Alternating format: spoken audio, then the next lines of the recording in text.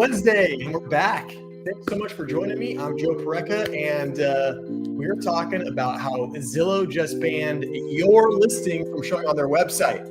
Well, I mean, not exactly that, but Zillow has changed some things. They're shaking up the mix. There's been some new rules that have come down from a couple different sources, and we're going to be talking about how Zillow is kind of now locked in this battle with a couple different brokerages that are trying to maybe hide listings a little bit. So we're going to be talking about how some of the dynamic with looking at listings online is going to change and why it's going to change. So welcome to the channel. As always, it's Wednesday night, so we're doing our weekly stream about all things real estate related. If at any time anybody has any comments, questions, wants to chime in, the chat is open, and would love to hear from you, whether or not it's related to the article or something we're talking about, or it's related to something completely different. As long as it's real estate related, got a question about something, maybe you're in the middle of buying or selling a home and you have a question or you want a second opinion, pop into the chat. I'm always happy to talk shop about whoever wants to listen. Also, right down below, there's a like button. Do me a favor, hit that, helps the stream, doesn't cost anything. So let's take a second, hit that like button, hit that thumbs up, and we'll get into it. So today we've got two different articles that we're gonna look at and talk about. And then we have something kind of fun. I found a listing on Zillow in my kind of market, in my area, that is kind of wild. And I wanna show it to you guys and go over it. And then we'll see how much time we have and where it takes us from there. So thanks for joining me. I appreciate you giving me some of your very, very valuable time. And we are going to get into it very shortly. We're going to pop this up here. Bingo. All right. So Zillow will stop showing some home listings next month, and what to know. So for those of you out there that love to crawl Zillow and look at all of the listings, some things might be changing. And it's possible that some listings won't be fed into Zillow anymore by some brokerages. Mainly the brokerage Compass is kind of behind this push. And we're going to dive into all this and we're going to get all of that. But basically the long story short is, a lot of people love to go to Zillow right now because they can browse all the listings, they can see what's for sale, they can see what's available, and it's fun. And if you're in the market to buy or sell a home, it can be really, really useful. Zillow, the reason that Zillow has become so popular is because people like the interface. It's easy to use, it's pretty, it's attractive, it's straightforward. You can set up alerts. It's actually, it's a really nice platform. But what people maybe sometimes forget is that Zillow is not the MLS. Zillow is pulling information from the MLS. The MLS, of course, is the multiple listing service. That's the database where realtors input the listings so that other realtors and brokers can see what's for sale. In the old days, it used to be a book. Yeah, that's right. Once a quarter, before the internet, once a quarter, they would, the board of realtors in your area would publish a book, and it was thick. It was like this thick, and it would have all of the properties for sale in the book. And there would just be like one little photo and then the basic stats, the basic details, like 2 lines of description. And that was back in the day when it was like, oh, this property's for sale. We need to drive by and take a look at it and look at the curb appeal because you only got one little tiny photo and a few sentences. Now all that has changed. Hey, Innovative, what's going on, buddy? Thanks for hanging out. Glad to see you as always. They ran out of room on the hard drive for all the listings. Yeah, well, that's possible. There are a lot of listings out there, and Zillow tries to show you every single one of them. So gosh, I can't even imagine what their server and storage looks like. It must be crazy. Thanks for hanging out, Innovative. Hope you're doing well, buddy. So, Zillow has kind of shot up to stardom, shot up to fame over the last 10 years or so. And it's kind of become the unofficial sort of public MLS, which it actually is not.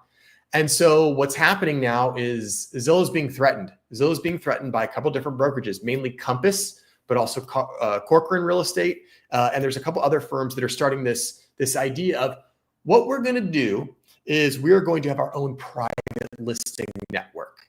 And our clients will list their homes on this private network. And only the people that we let in this network will have the the privilege to know that this property is for sale. And if that sounds like it's not a good idea, you're probably right. Now, I will say this is a complicated subject, and we're going to get into all the pros and the cons of private listing networks, public exposure, all of that stuff. We're going to get into it. But I wanted to lay a little bit of the groundwork around what's going on with the latest. So let's get this article up on the screen. And again, guys, at any time, if you have any comments, questions, and you want to chime in, please, the chat is open. My favorite part about live stream is interacting with all of you guys in chat. So at any time, if you've got questions, you got comments, put them in there. Even if it's simple as just, where you're watching from. I'd love to know where you're watching from. And if you have any questions, let me know. All right, let's get into it. So this is from Newsweek. Again, this article is not but 6 days old. This is all recent within the last week or so. And let's find out what's going on with Zillow. So starting in May, Zillow is instituting new requirements for listings to be shown on its website.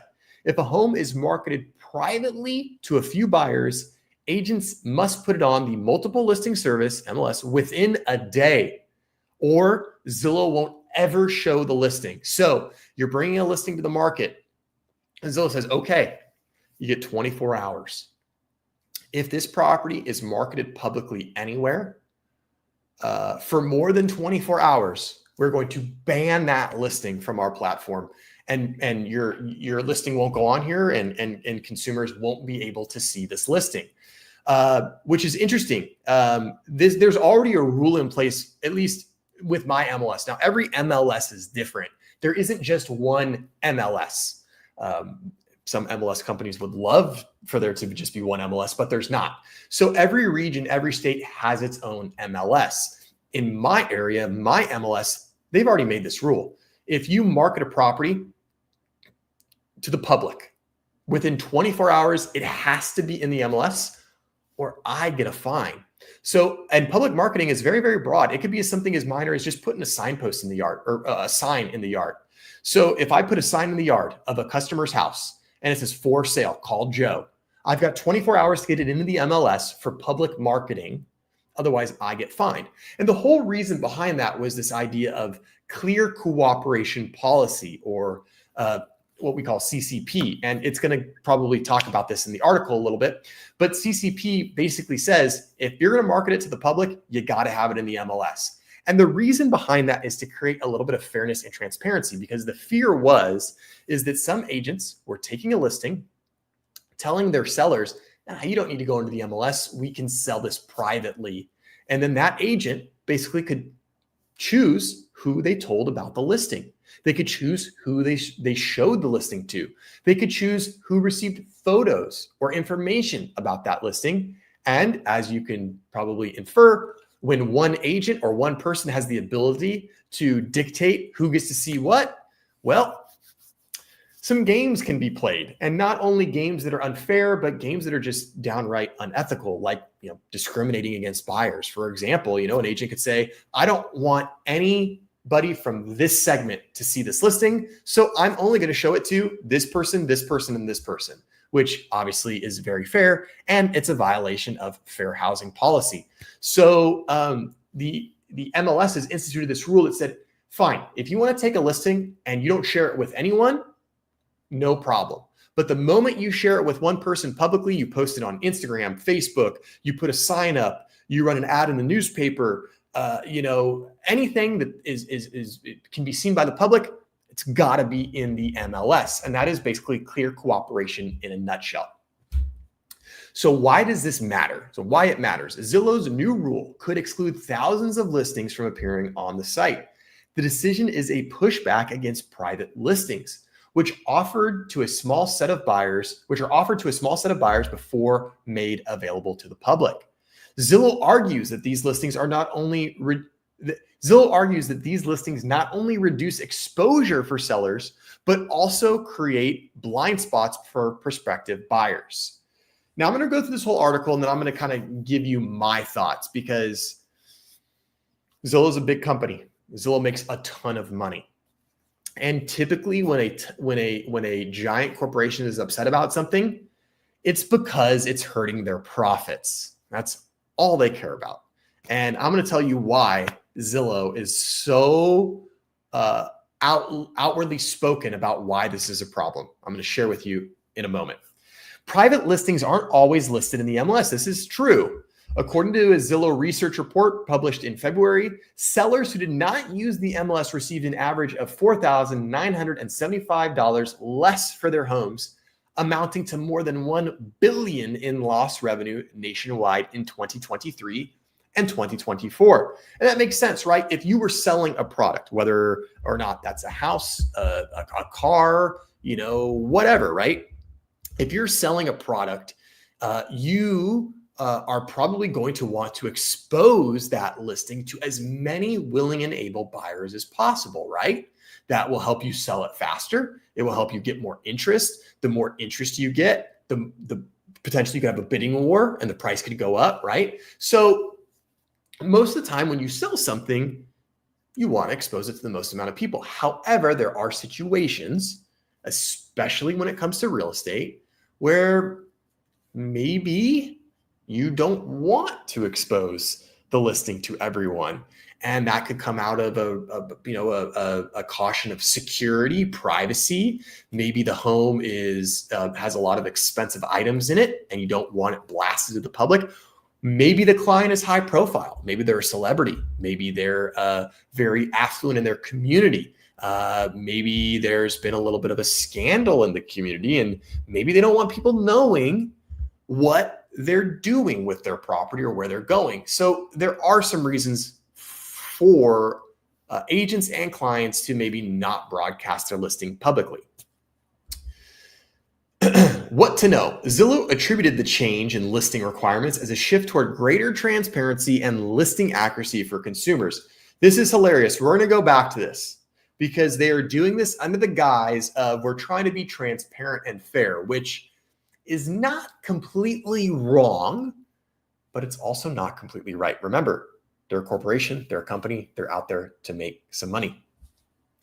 Zillow explained the policy change in a statement on Thursday, noting that private listings must now be listed on the MLS within 1 day if they want to appear on its website or apps. Its previous listing standards allowed private listings to appear on the feed regardless of whether they were listed on the MLS, which was true. If you weren't listed on the MLS, you could just go into Zillow directly into their dashboard as an agent. You could upload a listing and you could just upload photos and upload information, upload details, and bingo, there it was. And now they're saying, not anymore. Can't do that. The company's policy emphasizes 3 pillars for listings: accuracy, timeliness, and inclusivity. Private listings that bypass the MLS, Zillow argues, often lack up-to-date information and fail to provide equal access to all buyers.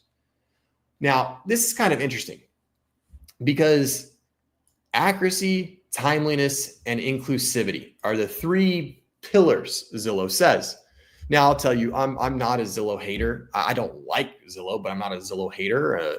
If people like to use Zillow, it's their prerogative. They can do that. That's fine.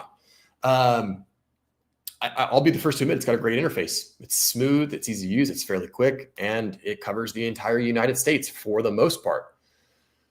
Now, what I will say is when it comes to accuracy, right? The first thing here, accuracy. Okay. Zillow is pulling listings from MLSs, as we've already established. And like we already established, there are lots of MLSs. There's lots of different MLSs. There's not one MLS. All of these different MLSs, have a different way of operating. They have a different way that they display information. They have different work required information.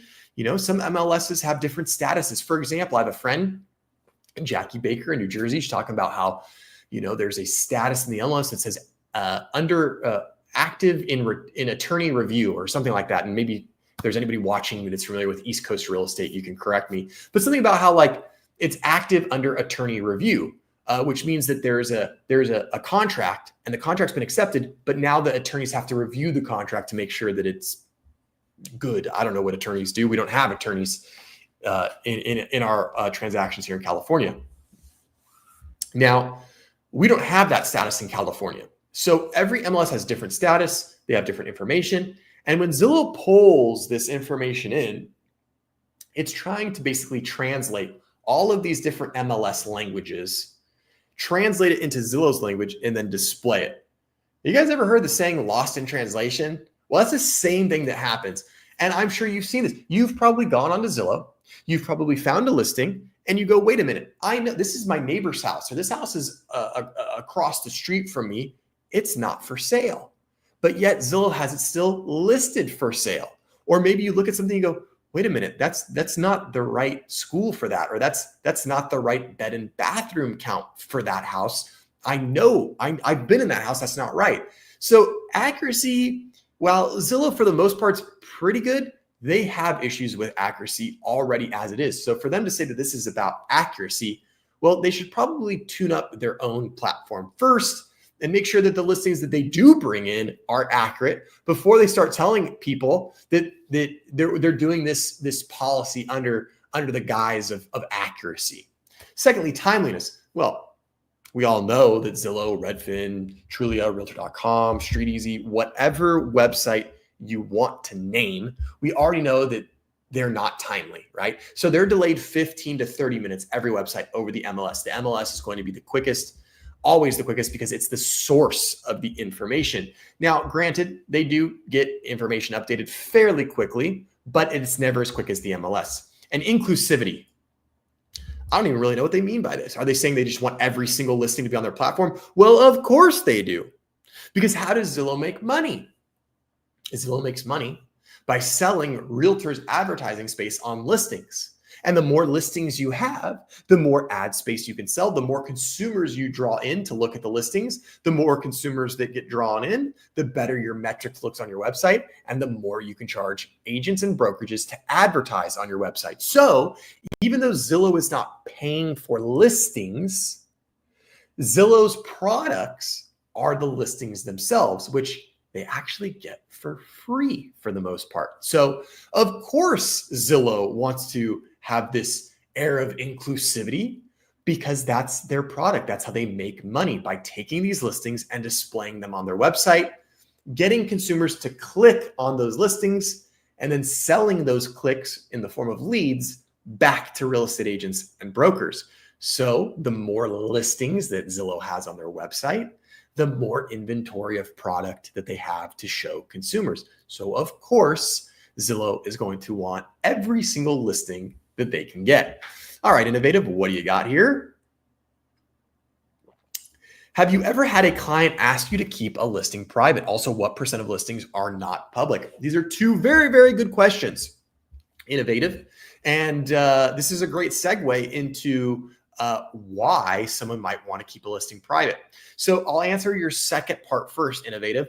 What % of listings are not public? I don't have any hard and fast, 13.4%. I don't have that. But what I'll tell you is this: based on my experience in my marketplace over the 12 years that I've been active in real estate, based on the $70 million worth of real estate I've sold, I personally have never had any client say, Joe, I want to do a private listing, a pocket listing, a whisper listing, an off-market listing. I've never had that happen. There's been a couple situations where we talked about doing that in the beginning because maybe, for example, my client was going to go out of town, but they needed to get their home on the market. And they said, you know what? I don't want to deal with showings. I don't want to deal with an open house while I'm out of town. I'd like to be here so that I can be a part of the process, but I don't want to delay. So maybe we'll do a pocket listing for 2 or 3 weeks. We can test the waters. We can quietly market it, see if we can find a buyer. And if that doesn't work, then we'll go on to the open market where we can get full exposure. And ultimately, in that situation, we decide, you know what, let's just wait and we'll go on to the open market like we normally would as a public listing. However, I will tell you that a colleague of mine just had this happen. I mean, within the last 2 weeks, we were talking about this. And my colleague has listed a very, very nice home to the tune of around $5 million in an area kind of closer to the Pasadena area, which is about 30 miles west of me, much closer to LA. And those clients wanted to essentially convey to the public that their home was going to be for sale, but they weren't ready to list the home. So what they wanted to do is they wanted to basically put a sign in the yard that said, hey, the home's going to be for sale, We want to start telling offices about it, but we need to do a little bit of construction. We need to do some preparation of the home. We want to get some things painted. We want to get some things touched up. We're not ready to go onto the market until about early June, but we want to start telling people about it now so that we can get it going. Well, unfortunately, they can't do that because the moment they put a sign in the yard, the listing has to go into the MLS within 24 hours, but they're not ready to go into the MLS. So after some conversation, we realized that, hey, there's really no good way to do this. And we're going to just need to wait to market the property until we get closer. So if you have a client that, is in this situation where it's a very expensive home, there's lots of nice furnishings and materials in the home, there could be a reason to go private. I think generally 99% of the time, it's not a good idea to do a private listing. Again, you want everyone to see the product that you have for sale. That's going to be the best way to get the most interest. When you get the most interest, you get the most offers. The more offers you get a bidding war, the price goes up, you get better terms. And on top of that, it's actually more fair to the buyers. Yes, the buyers do have to, or potentially have to participate in a bidding war, but it's very fair because then every buyer has a chance. Every buyer has a chance to see the home, make an offer, raise their bid if they need to, or back out of their bid if they feel like they're paying too much. So public listings really are, for the most part, the best way to go, unless you're a celebrity, or like I said, there's a very sensitive situation. Maybe you're high profile in your community. Maybe you're not a celebrity, but maybe you're like the mayor of a city and you just don't want people knowing that you're moving. And remember, your address and property ownership is public record. So anybody at any time can look up where you live and what home you own, unless it's, put into an LLC or something like that. But it's not impossible for people to figure out where you live and if you're selling your home. So for some of these people that, given their situation or circumstance, they might value the privacy more than, selling their home super, super fast. Or they might value their privacy, over, more than just the $9,000. Where was it here? Yeah, the $4,900 that you might lose out on if you didn't list publicly. So I hope that answers your question, Innovative. It's kind of a long-winded answer to a couple short questions, but there you have it. Most time, it's better off to just list publicly and expose it. However, there are some situations where privacy is the better route. I'm also going to talk about one other major thing, in my opinion, that's important at the end of the article. So stay tuned for that. All right, where were we? All right. Private listings that bypass the MLS, Zillow argues, often lack up-to-date information and fail to provide equal access to all buyers. Now, equal access to all buyers, that is true, but often lack up-to-date information. That's not true at all. That's just because the listing is private or it's on a private listing network does not mean that the information is going to be any less accurate. In fact, I'll tell you that if I was going to take a private listing, I would treat it the exact same way as a public listing. I'm doing all the same stuff. I'm getting all the same photos, the virtual tour, the listing information, all of that's going to be the same. So, often lacking up-to-date information, which they don't support that claim with anything. I don't buy that. Now, fail to provide equal access to all buyers. That's true, because the idea of a private listing is that you don't expose it to all buyers. You're only exposing it to a certain segment, group, brokerage, whatever the case may be. On the rare occasion a seller has a legitimate reason to keep their listing fully private, whether for privacy, safety, or other personal reason, we support that, Zillow said in a press release. But obviously you don't support that, because you're telling them, oh, if you list privately, you can't play with us. So you're kind of talking out of both sides of your mouth, Zillow. Is it okay that they have to do a private listing? Or is it not okay to do a private listing? Because you're kind of saying both things.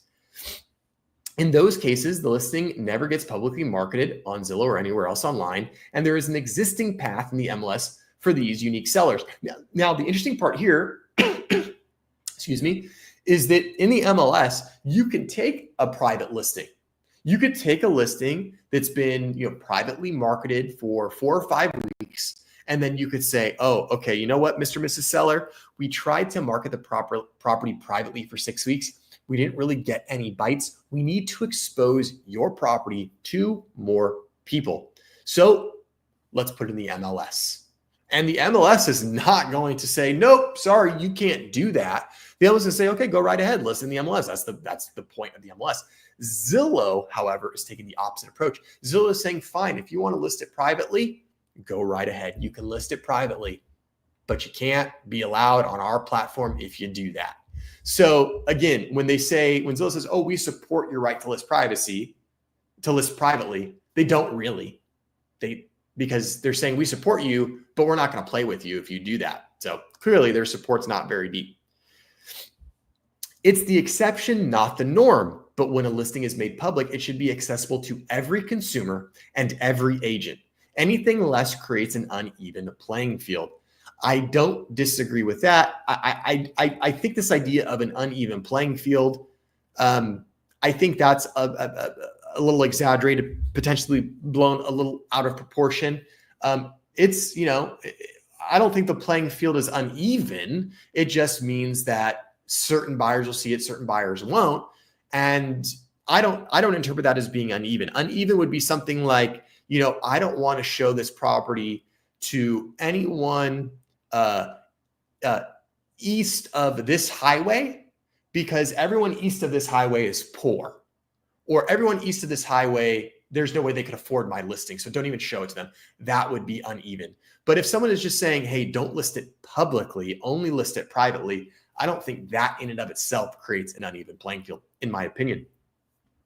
A Zillow Harris poll of more than 2,000 Americans in January found that 81% of respondents said it was important for their home listing to be publicly viewable for free. I absolutely agree. And 81% to me sounds a little bit on the low side. So innovative, back to your question, what percent of listings are not public? Theoretically, you could say, well, if 81% of respondents said it's important for their listing to be publicly viewable for free, then theoretically you could surmise that around 19% of people would be okay with privately listing their home.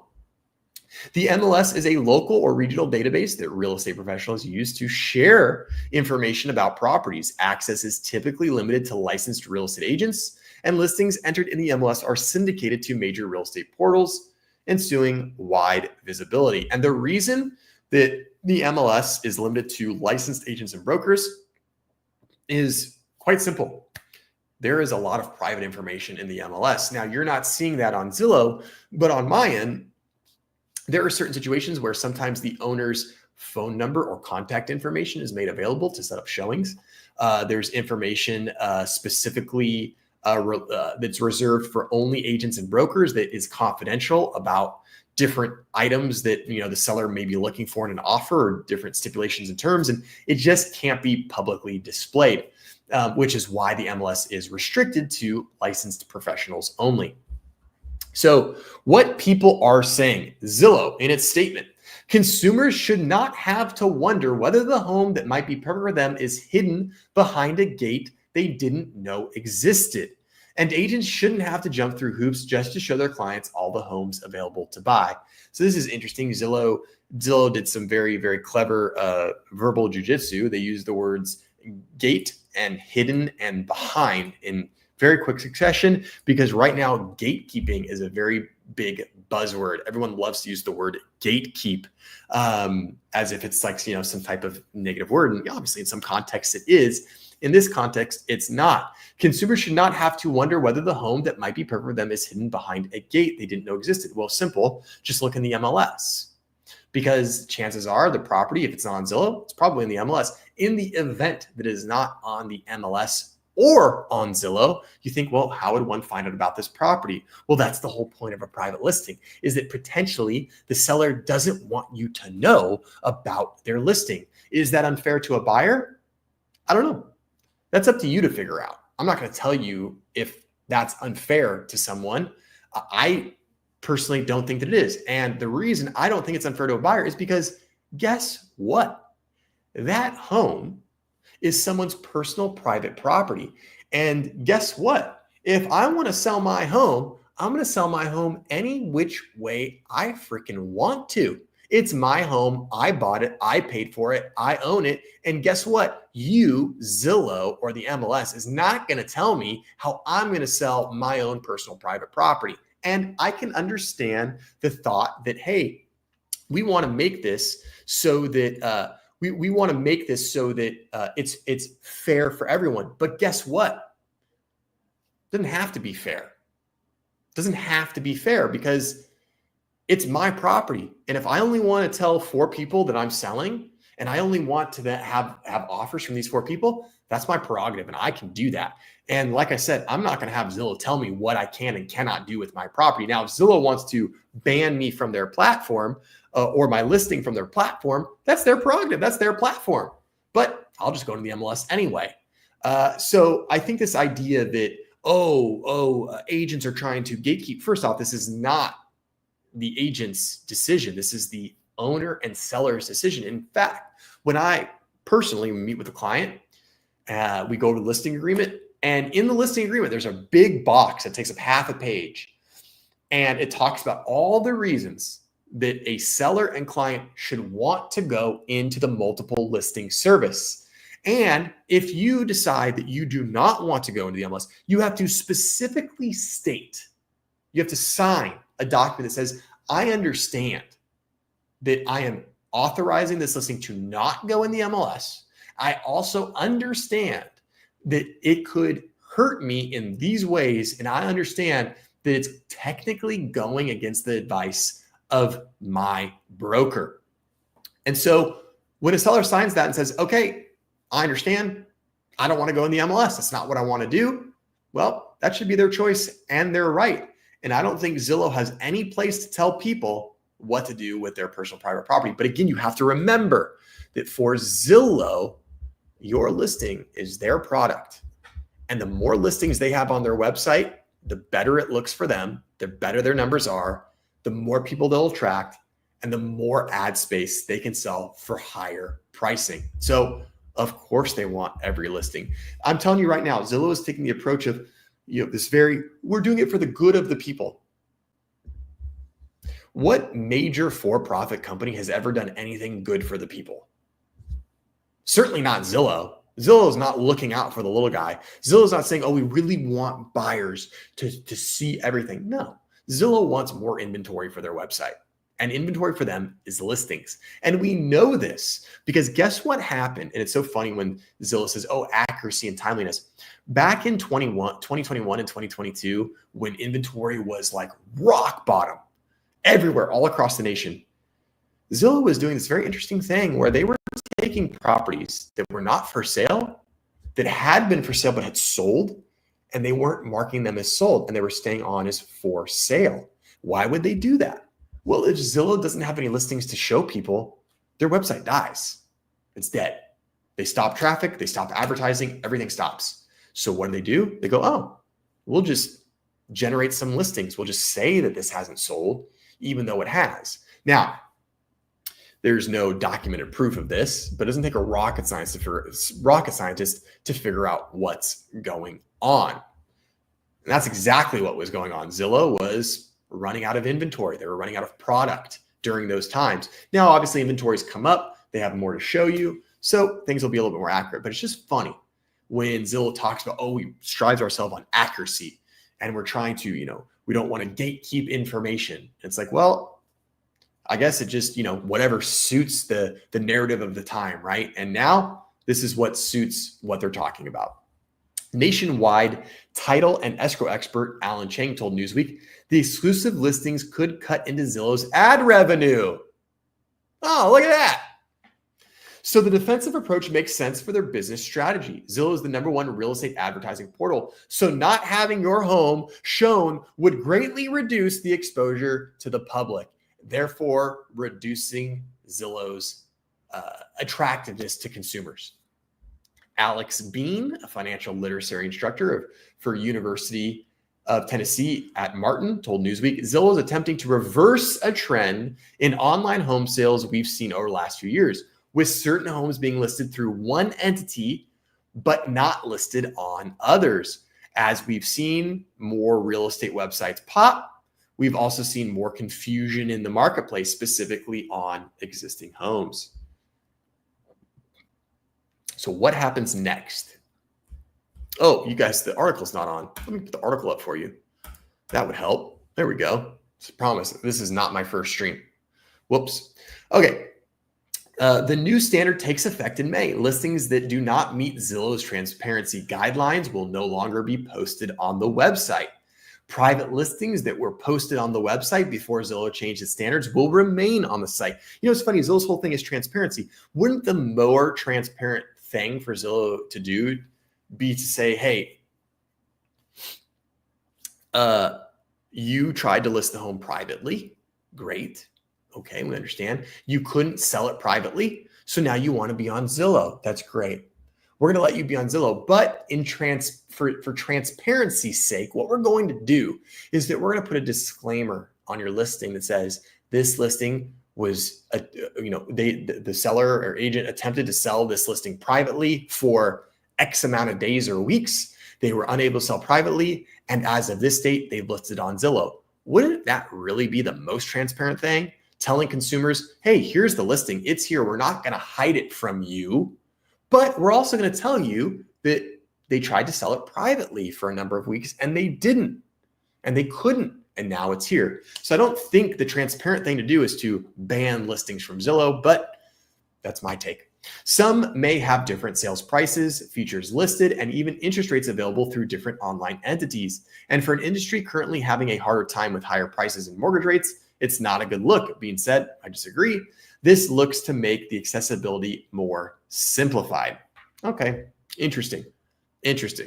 So we do have one other article on the same topic. This one's from Curbed. Curbed's a good outlet. This one specifically, there's Curbed in different areas of the nation. There's Curbed LA. This one's from Curbed New York, but it's about this same thing. And we'll get this up on your screen right now. So this comes from Curbed, and this is as of April 11th. The fight over secret listings networks. So what we're gonna do is we're gonna go through this article. This one's a little bit longer, so we'll just see how much we get through. Let's see, we're at 37 minutes. All right, good, we're cruising. And guys, at any time, if you have any questions, comments, thoughts, what do you guys think? Do you guys think that Zillow is in the right for banning private listings? What do you think about private listings? If you were selling your home, would you ever consider listing privately or in an exclusive network? Or would you prefer that everyone sees your home? Let me know in the comments. I would like to know what you think. And let's take a moment. If you haven't liked the stream, right down here somewhere, there should be a thumbs up button. Hit that like button. Do me a favor, hit the like the stream. Helps me out, helps get my stream to more people. Doesn't cost a thing. And if you haven't subscribed, consider subscribing to the channel so that you can be aware of new videos and new live streams. All right, guys. So let's get into the Curbed article. Even after hiring a broker, most people in the market for a new home spend a lot of time on sites like StreetEasy and Zillow, browsing what they assume is pretty much everything available. But recently, Compass has been talking up its exclusive in-house listings network, on which sellers can soft launch their listings discreetly and buyers can get early access to the good stuff before it's swarmed by the general public. It's not surprising that Zillow, the parent company of StreetEasy, opposes it, since its business depends on being a comprehensive listing database. Now it has escalated that fight.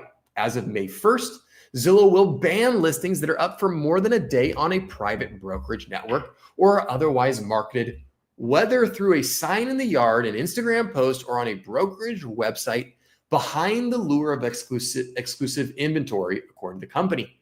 The ban intensifies the months-long battle between Zillow and private listing networks, a battle that began with Compass, but is now expanded to include several other major brokerages like Corcoran and Douglas Elliman. So yeah, Zillow's whole thing is we're going to be the definitive listing database, and they're starting to see that, well, some of these brokerages are not going for that, and it's cutting into what they have. And so they're going to, obviously do what they need to do. Hey, MH, how you doing, buddy? Hope you're doing well. Thanks for hanging out. I want everybody to see my home, as embarrassing as that would be. You know what? You make a good point. I recently had a client. She was a hoarder, super nice lady, really great family. I actually had a lot of fun working with them. But she had a lot of stuff in her house, like a lot of stuff in the house. I've seen worse houses, but this one had a lot of stuff. The house was really cool. It was a vintage home, and it just, it just had a lot of stuff. It needed some maintenance, needed some repairs. And she flat out told me, I don't want anybody seeing my house. Or like, I don't want my house to be plastered on the internet. I don't want photos on the internet. And so I told her, I said, okay, well, this is the downside to that, is that we're going to miss out on exposing it to buyers. But I can share this listing, privately with a couple different investors and people that might be interested. And, maybe we can get them to bring an offer, but we might be able to get more money if we expose it to the open market. But that would mean we got to take photos. We got to have an open house. We got to, have buyers come through the property and have to look at it. And that is just not something that my client wanted. So she said, hey, listen, I know that maybe it might not be the best thing, dollars and cents, but this is what I want to do. And guess what? That's what we did. And so we went through with it, and it ended up working out great. But there are some situations, aside from just like, oh, it's a $5 million home, I don't want random people walking in. There's even situations where, a $300,000 or $400,000 home could be in a situation where, hey, we don't want to blast this all over the internet. MH, I'm not a hoarder, just lived here 35 years. Why would I toss those plumbing tools even though I'll never need them again? Well, hey, you like what you like. And if you like holding on to it, you like holding on to it, MH. Compass has described its exclusive listings network as a benefit to both its sellers and its buyers. Sellers can test pricing and things like staging before their listing accrues days on market, which can make a house seem less appealing, while buyers can look at a listing and even make an offer on it before it goes out to a larger pool of buyers and potentially gets caught up in a bidding war. A pretty nice perk in a market where there's a lack of new inventory. So you can see Compass has said this, Compass is trying to take this approach of, well, sellers, you can put your home on the market, but since it's not in the MLS, we're not racking up days on market, which is a good thing, because as a lot of buyers out there will know, that one of the first things they do is they look at the days on market of a property. And if you're not in the MLS, the days on market does not begin accruing. So Compass is saying, hey, this is a great way to test out your listing, test the waters, test your pricing. This is a way to expose your property to some buyers, maybe get some feedback, what buyers think about maybe what you can improve on the property, make it more desirable without going to the MLS. And of course, if you're a buyer, this gives you an opportunity to potentially look at some listings or potentially make an offer on a listing before it gets exposed to a wider audience. So as a buyer, that's a pro. But unless you're working with someone that has access to that specific network, in this case, Compass, then you'll never see that listing. And if you're a seller, your buyers that aren't working with that specific brokerage or agent won't ever see it. And there is your downside. In an earnings call last year reported by The Real Deal, Compass CEO Robert Refkin described how the private listings network would give the company an edge. Compass agents and Compass.com have more inventory than third-party sites, sending a strong signal to buyers that if you aren't working with Compass agents or aren't searching Compass, you are not seeing all the inventory. While sellers ultimately decide whether they want to launch a private network first, this winter the company is offering incentives for doing so. So Compass was offering incentives if you use their private network. This is where it gets a little shady. And, Compass is not in all markets. Compass is in some markets. Compass typically deals with higher end properties, though not all the time. And, there might be some buyers that aren't looking for those types of properties. So the idea that, this is going to be a superior network, I don't think that's the case. But nonetheless, this is sort of the impetus for this little feud that we have going on between Zillow and a few of these brokerages, mainly Compass. Zillow argues that the practice hurts not just buyers, but also sellers who get the highest sales price with the largest possible pool of buyers. I will agree with Zillow on that. Brown Harris Stevens also says that open rather than private listings are best for all clients. You always want to give a listing maximum exposure and have all eyes on it. Always, this is a tough word. Always is a tough word. You don't always want that. You don't always want to give it listing maximum exposure, because if there is a particular situation or scenario where you don't want that, like we discussed, then that's not what you want. Now, I understand what he's saying. And, Mr. Stevens is saying, if you're going to sell something, you want maximum exposure. Typically, yes. 99% of the time, he's correct. That's true. Says CEO Bess Freeman told The Real Deal. Besides the allure of an exclusive network, it's obvious that Compass stands to gain. Okay, let's try this again. I promise I can read, guys. Besides the allure of an exclusive network, it's obvious that Compass stands to gain. She points out that in-house deals mean more money, as the company gets to take a cut from both sides. It's not for some greater good, like he's trying to help the world. He's trying to get as much money as he can, she said, speaking about Compass CEO Refkin. As for smaller brokerages, they may be at a real disadvantage. Even if they start their own exclusive networks, they won't be able to compete with Compass's scale. But depending on the market, right? Compass is in some large markets, but some of your smaller markets, Compass isn't there. And real estate's hyper local. There's really no brokerage that's every single market, has their hand in every single city or town. So this isn't going to work for everything. But they make a good point. The fact that if a brokerage does keep a listing in-house, if it's listed by Compass and the buyer is brought by Compass, or any real estate agency for that matter, well, then the brokerage is going to make more money. So I get what they're saying. I don't know. In my opinion, I don't think that's the main angle. I think that's a very good reason for Compass to do this. But I think that the type of clientele that Compass serves, which is typically luxury higher end, I think for those people that have their $6 million condos in Los Angeles or Miami or New York or Seattle, I think those people potentially see some value in privacy. Remember, if someone's selling a $6 million condo, maybe they don't care about a difference of $40,000. Maybe their privacy is worth that to them. For us common folk with a normal house in a normal area, $40,000 makes a big difference. And it's like, no, I don't want to. If you have to blast my listing all over Kingdom Come, I don't care. If it means I get an extra $10,000, that's what I want.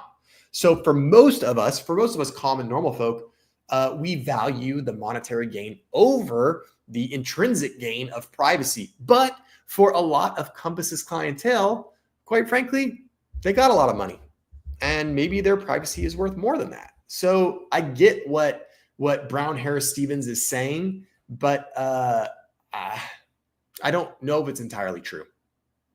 There is some question of what qualifies as private. Zillow has exempted truly private listings, often known as whisper listings, also pocket listings, which it defines as those not advertised on exclusive networks or in agent email blasts, from the ban. Although the sellers of such listings, celebrities, people with security concerns, high-profile sellers going through, say, a divorce, presumably wouldn't want them on Street Easy either. Compass, however, seems to believe its private listings network won't be impacted. A spokesperson wrote in an email that the ban would impact only coming soon listings that were up on its public site for more than 24 hours. Typically the ones that are transitioning out of the private listings network to the open market, or simply those that are viewable on the site for a brief time before they go out to Street Easy and other aggregators. That was the world's longest run-on sentence. Look at this is off topic. We're going on a tangent here, guys. That's like a 4-line sentence. This is crazy. Anyway, not the approximately 7,500 listings it has previously said are in its exclusive network nationwide. Zillow did say that banned listings would be unbanned if they are listed with a different brokerage or agent at a later time, that is, after the initial contract expires. Now, here's the interesting part. How is Zillow going to know? I mean, if I took a listing and my client said, I'll keep it private. We want to list the property, but just send an email out to some people. And let's try that for 2 weeks. and then see what happens. Okay, great. So I take some photos, I put this email together, and I blast it out to, 1,000 of my realtor contacts. How's Zillow going to know I did that? Zillow's not monitoring my emails. Zillow's not monitoring their emails.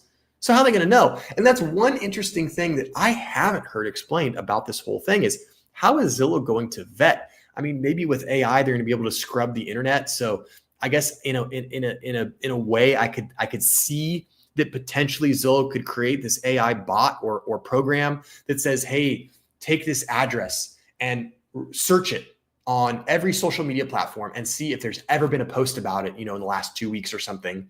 Maybe, but how are they going to test emails? It doesn't make sense to me. Will Zillow's hardline stance against exclusive listings networks pressure Compass and other brokerages to reconsider? One broker I spoke with thought so, calling the move a game changer. I've been doing this 25 years. Good luck telling your seller you won't be on Street Easy. You're banned. He said, it's not going to happen. But a Compass broker sent me Newsweek's headline on the ban. Zillow will stop showing some home listings next month, adding, I think they're shooting themselves in the foot, which it's possible. We will just have to see which way it goes. Personally, I think that, people, if they want to have a private listing, I think they should. I don't think Zillow should be picky. I don't think Zillow should be greedy. I don't think Zillow should be banning listings. After all, it's their product. Zillow's trying to send a message that's if you're not with us, you're against us. And I don't know if that's the smartest play in the world.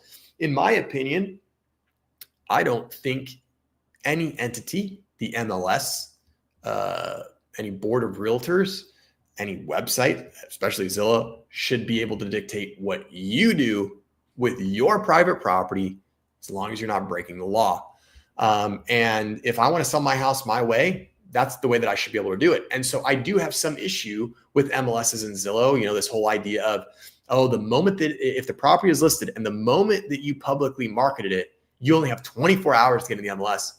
Okay, so the MLS is going to tell my client what they're going to do with their property. I don't like that. I understand the cons to that, and I get that. I get that. It's out. That rule, that policy is made out of the attempt to keep things fair for people. If you're going to show it one place, you need to show it every place.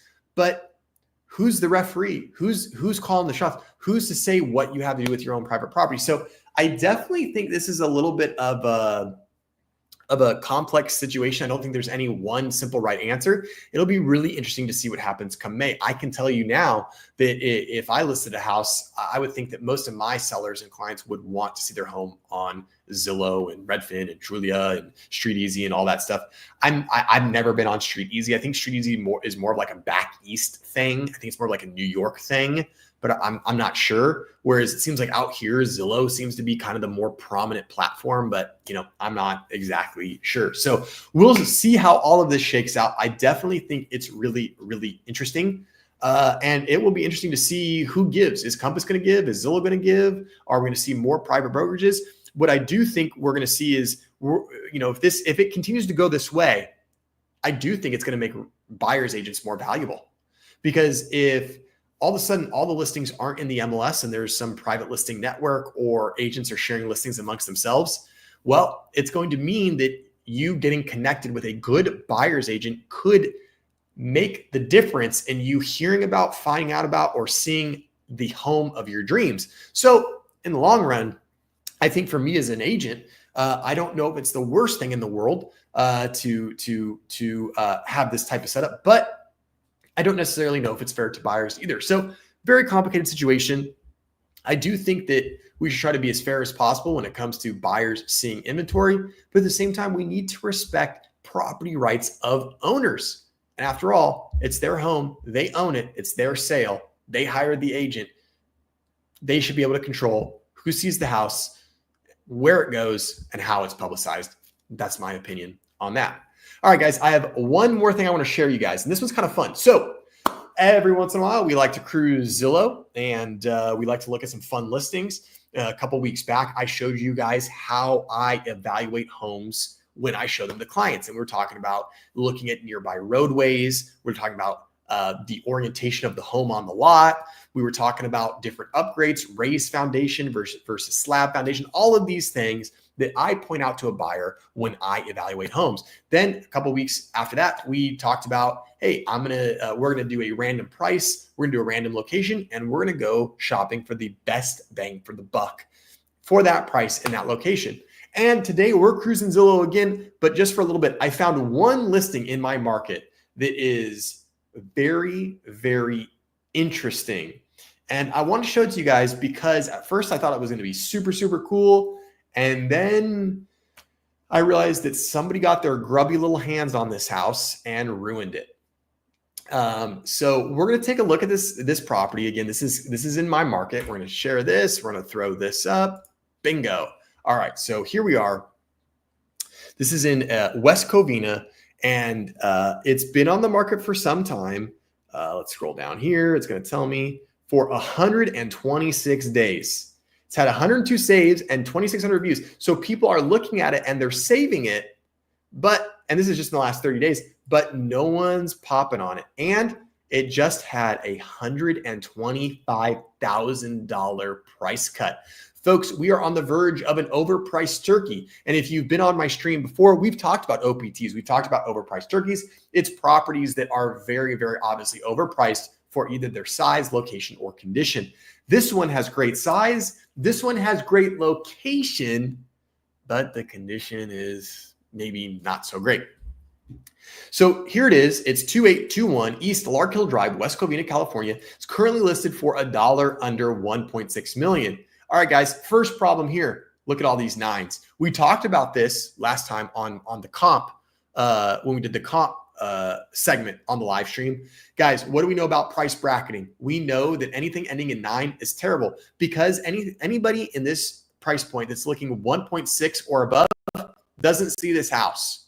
So if this was at 1.6, it would be much, much better. And guess what? Are we all still fooled by this? Are we fooled? Do we really think that $1,599,999 is really that much more affordable than 1.6 million? I don't think so. Let me know what you guys think. I don't think this makes it more affordable. So just do 1.6 million. That would really be the best thing to do here because you're going to expose it to more people. So there's the first problem I see. Built in 64 and a big lot for this area. 0.58 acres. That's a big, anything over half an acre in this area of Southern California, that's really, really big. Let's take a look. So you look at this photo and you're like, whoa, this is kind of cool. It's got a pool. It's kind of got this like 60s ranch vibe with tons of glass. You're like, whoa, this is kind of neat. You look at this photo, you're like, wow, okay, this is kind of nice. Like this looks kind of cool. It's in a really nice area. First, let's go to the map of 2821 Lark Hill. So I can show you the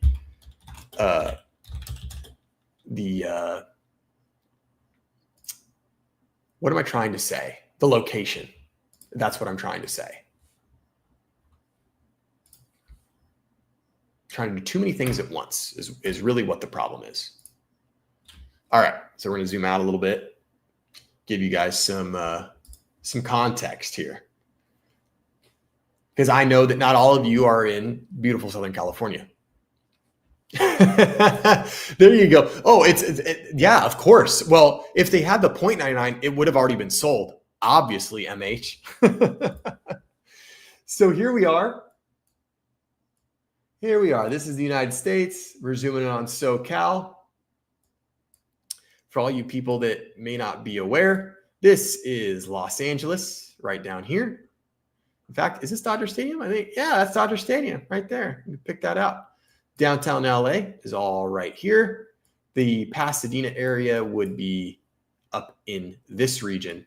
Altadena, fire affected area, is right up here. So now you got a lay of the land. We're in West Covina. We're about 20 miles east of downtown LA. Pretty close. Hey, Robert, what's going on in North Carolina? Let's see. Hello from North Carolina. Thanks for hanging out, Robert. Appreciate you checking out the stream. Can the lister place it above 1.6 million and perk it below the set price discount or free upgrades. Yeah, you certainly could. You certainly could say, hey, it's 1.6 million, but the seller is offering an incentive. The seller is offering $15,000 credit towards new flooring, or the seller, it's 1.6 million, but the seller will pay your closing costs, or the seller will pay your agent, your buyer's agent compensation. So yeah, that's actually a really great idea, Robert. They would be better off saying, hey, it's 1.6 million, and then putting in the agent comments in the MLS, hey, we're going to, pay for something. We're going to pay your escrow. We're going to pay your title. We're going to pay your agent. That would actually be a much more effective way to market and list this property at this current price, rather than 1.59999999999. So yeah, Robert, I hope that answers your question. Thanks for checking out the stream. I really appreciate it. Stick around. I hope you enjoy. So here we are. And this area is called West Covina. It's a really, really cool area. It's kind of this hilly area. You can see by the way that the streets are laid out. You can see that we have a very normal kind of sprawl. If you're not familiar with Los Angeles, this is what LA looks like. It's a bunch of single family homes. Everything that you're looking at here is either a 1 or 2 story home. I shouldn't say everything, because there probably are a few apartment buildings that are taller than that, but it's very, very few and far between. So you can see that when we're in the flats, you have this very nice street, house, street, house, street, houses. It's a very grid type pattern. And then once we get into here, it's not the same. It's kind of very windy. And this is because this area is West Covina, and this is kind of a hilly area. This is a really, really cool area. The homes are a little bit more unique. You've got some views. You're really close to this really, really great golf course called West Hills Country Club. Really, really nice. I got married there, actually. Fun fact about me. If we zoom in, we can see here's the home. So this is where we're talking about. We're in a pretty hot spot of Los Angeles. This is a pretty hot spot of LA, the suburbs of LA. So now let's take a look at this baby. So you're like, oh, this is freaking cool. It's mid-century. It's got walls of glass. It's got the pool. Okay. Oh, this is kind of cool. This is the type of house I would gravitate towards too. This is the type of house I like. I love 50s and 60s homes. They're built really solidly, typically 1 story. This is kind of cool. Nice big driveway. This is really cool. This is a huge carport, no garage, which is super mid-century to not have a garage. You got this beautiful stone. And I'm looking at this photo. I'm like, man, this thing's freaking cool, right? This thing is cool so far. I look at this. I'm like, man, this is good. You could park probably 3, maybe even 4 cars in here. It's kind of neat. Landscape's good. Kind of interesting front door. This is where I'm like, okay, this is kind of interesting. And I'm like, oh, okay, this is cool. This is cool. And now I'm like, oh, all right. The color's interesting, kind of. It's kind of like a bluish gray. The floors are interesting, not original. Okay. All right. And now I'm like, what happened? What happened to this house? You've got this weird, the ceiling is original, I'm sure, but you have these weird fluorescent lights. Somebody painted these all white. These probably would have been wood grain before. The whole fireplace has been painted white. It's just very somebody in 1992 was like, oh, we're going to modernize this house and we're going to make it super cool. Opposite. Really, really weird. Even though the floors are weird, there's these really weird, this baseboard is not accurate for the property. It's just really, really strange. And it gets weirder too. All right, so this would be your dining room. Okay, cool. I mean, it is cool that you have all these sliders and this huge wall of glass. You got these funky ceilings with this weird tongue and groove white. I don't know. It's just really, really weird. It's very strange. Okay, we got the kitchen. We're in the kitchen. The kitchen is strange. We have these dark cabinets that aren't super in style anymore. The granite countertops are very loud. I don't know. They're very, very unique. It's certainly not a contemporary look. However, the range is awesome. It's I don't know, what is that? A 8 burner, 1, 2, 3, 4, 5, 6, and a 9 burner range. It's crazy. That's pretty cool. The home does have some nice views out the kitchen window. This is cool, but it's just one of these things, it's kind of funky when you go through it. I don't know what is going on with these weird tile inlays in the wood floor. Like, I don't know what that's about. I don't know who thought like we want a tile inlay there and we also want one in the living room. Like, I don't know. It's just really, really strange. So again, like it's got some cool, like this is the original stone. It's got 2 fireplaces. It had some cool vaulted ceilings with beam. These probably would have originally been, wood with wood tongue and groove. This house probably would have looked so cool if they just wouldn't have touched it, but they did. And now we have this weird thing. Like, it's really cool how this rock continues on the outside, bringing the outdoors in, very mid-century. It's a really cool home, but it's been absolutely, I don't want to say it's been ruined, but it's been changed a lot. Shower's kind of okay. This is funky. Anyways, this is just kind of a really, really strange thing. And now we have like another, it's like another kitchenette. I don't know where this is. This is just a super, super strange house. And you can see like if the wood was still this color, it'd be super cool. Again, very, very mid-century. So if that's not your thing, you're not going to like this house. But for those of you that are mid-century people, it could have been super, super cool. What is going on here? Like the shower is really cool. I like the shower. This vanity with the bowl sinks, not my cup of tea. So I was cruising Zillow for another client, and I came across this thing, and I was just like, this is something I got to share with the live stream because this thing is weird. It's really freaky. There's like a weird like opening here. There's somebody painted the thermostat to like match. I don't know. There's just a lot going on. We have this weird like half staircase going up. And then we have another stove in here with a refrigerator, but this isn't a kitchen. I think it's like a laundry room. It is just like, I don't know what's going on here. I don't know what's happening.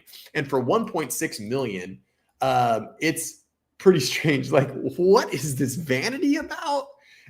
I don't know, guys. I don't know what's going on here. I don't know. This is interesting. This is almost cool. You have this crazy huge tub that looks like it's just a giant piece of granite. This is almost kind of cool. Huge big shower. The ceiling detail is kind of cool.